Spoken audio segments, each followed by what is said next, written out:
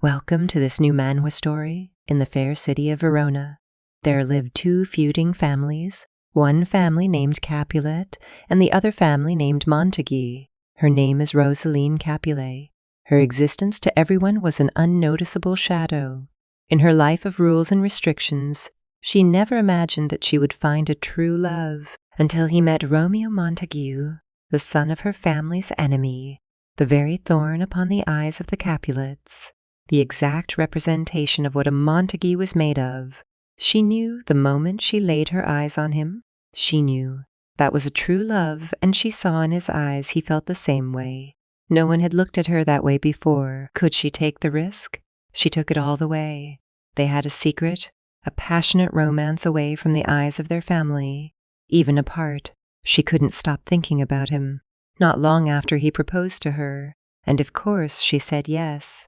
Yes is the only word her lips knew how to utter at the time. She hopes they will be married soon. But then just as how quickly his affection came, they also seemed to vanish within the blink of an eye. Was he having doubts because she was a Capulet? Romeo had suddenly gone cold. She would have preferred the unrelenting winter over his disinterested stare. It was as if he was distracted by something else. But she did not doubt him. She ceased not want to. But there were moments, of course, a moment she couldn't help but wonder in secret what distracted his mind. She had a little time to worry about that. However, only a few days later, tragedy struck the Capulets. Her cousin Juliet, who was to be married to the Count, was suddenly found dead, as if the death of her kinswoman wasn't torture enough. Hours later there was news that Romeo from House Montague suddenly died as well. No one could figure out the cause of these two deaths, or if it was a coincidence.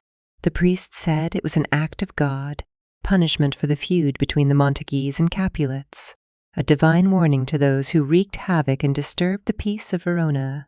She do not know why God would take both her kinswoman and her lover on the same day. If it were possible to die from grief, I have to die too. Funerals were held separately by the Capulets and Montagues. The families both called a truce and put their feud on hold, scared to reignite God's wrath. Fortune can be cruel, and yet fortune can be given. Months later, she discovered Romeo had left her one last gift. For the second time, he brought happiness into her life. Romeo may now be gone from this world, but she and her son will always keep him warmly in their hearts. She will do what it takes to give their son a good life. At the night of the funerals, there's a guy sneaking into the coffin of Juliet. He opened it, Juliet came out from there and hugged Romeo. So it was all an act. The sleeping potion worked, she said. Everyone believes we're dead. He said, thank goodness you're not, she said.